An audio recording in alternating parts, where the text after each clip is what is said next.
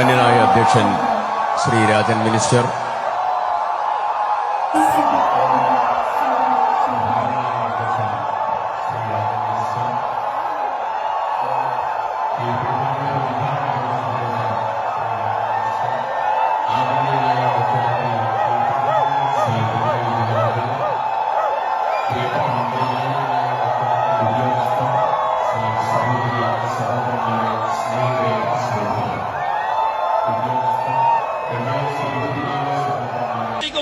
ഒരാളൊരു കുപ്പിയടക്കം ഇങ്ങോട്ട് എടുത്ത് വലിച്ചെറിഞ്ഞു.